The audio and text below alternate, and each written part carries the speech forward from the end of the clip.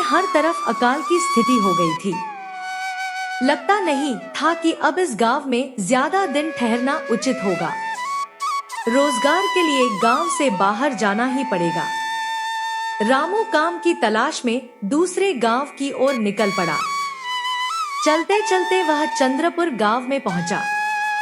वहां उसका कोई ठिकाना नहीं था और न ही कोई रोजगार। वह एक अमीर किसान राज सेठ के पास जा पहुंचा। सेठ जी, मैं रामू दूसरे गांव से आया हूँ। हमारे गांव में अकाल की हालत है। लोगों के खेत सूख गए हैं।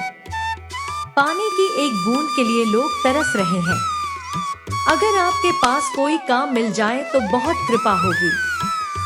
सेठ ने कहा, अरे अरे, तुम्हारी हालत तो बहुत खराब लग रही है। एक काम है मेरे पास, लेकिन लगता नहीं कि तुम वह कर पाओगे। रामू ने जवाब दिया, सेठ जी, आप चिंता मत करें।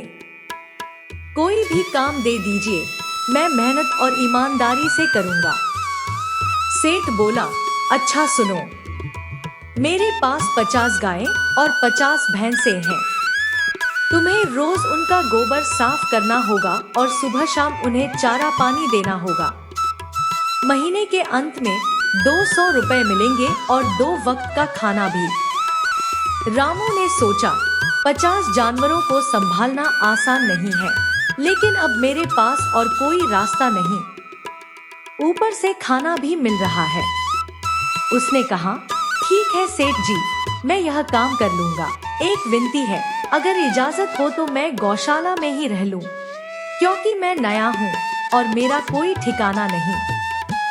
सेठ ने थोड़ी देर सोचकर अनुमति दे दी। रामू गौशाला में रहने लगा और रोज सुबह सवेरे उठकर मेहनत और सफाई के साथ काम करने लगा।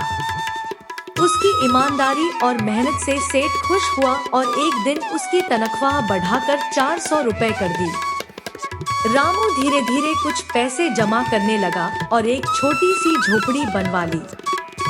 कुछ सालों बाद रामू के पास अच्छी खासी रकम जमा हो गई, मगर गांव में चोरी की घटनाएं बढ़ने लगी। रामू ने अपनी रकम की सुरक्षा के लिए सेठ से सलाह ली। सेठ ने कहा, गांव का जमींदार बड़ा ईमानदार और सम्मानित आदमी है, तुम अपने पैसे उसके पास रख दो।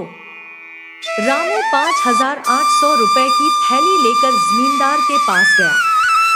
जमींदार ने खुश होकर उसके पैसे रख लिए।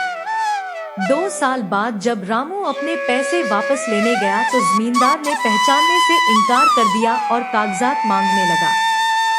फिर अपने आदमियों से रामू को पिटवा भी दिया। रामू जब 2 दिन काम पर न आया तो राज सेठ उसे देखने आया। रामू ने सारा वाकया बताया। सेठ ने एक तरकीब सोची।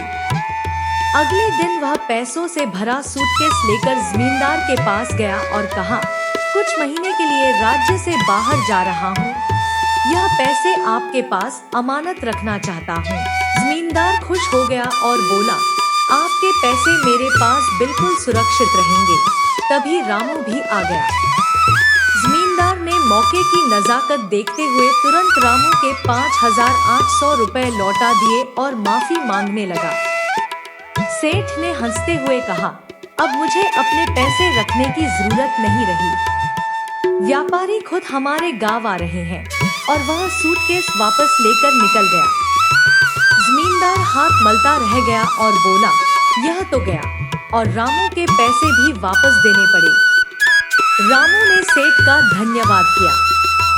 सेठ ने कहा, रामू, जो मेहनत और ईमानदारी से कमाता है उसका भगवान कभी बुरा नहीं करता, लेकिन जो हराम की कमाई खाता है उसका अंजाम हमेशा बुरा होता है।